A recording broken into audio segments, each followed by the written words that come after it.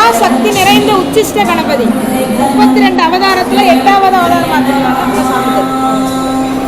அவர் தும்பிக்கைக்கு மேலே பார்த்தீங்கன்னா நீலவாரி தாயார் இருக்காங்க. மகாலட்சுமி, சரஸ்வதி, துர்க்கை 3 பேரையும் உள்ளடக்கிய ஒரே ரூபமாக இருக்காங்க.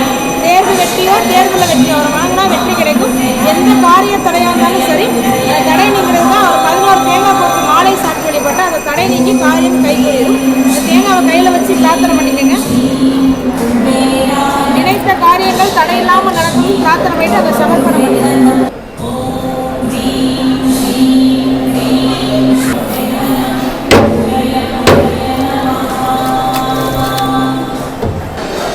बोलो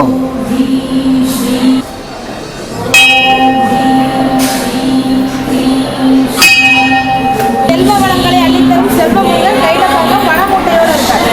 முருகனை வேலும் கொடியோட தான் பார்த்துட்டீங்க. உலகத்திலே பண மூட்டையோட பார்க்கறது இல்லதான். திருச்செந்தூர் முருகன் நிலையத்திலிருந்து கிராமங்கள் அருள் புரிகிறார். பிரிஞ்சு இலையில அவங்க வேண்டுதல் எழுதி போடுறது ரொம்ப விசேஷம். எதுக்காக அந்த இலையில இருக்கிறோம்னா அது வந்து வசிய மூலிகை.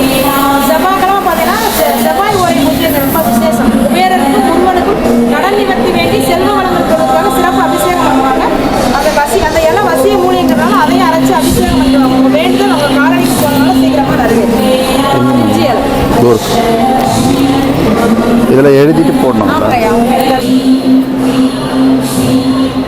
ஏன் மேலே ஏறி ரைட்ல பாதம் இருக்கும், அங்கே போயிடுங்க.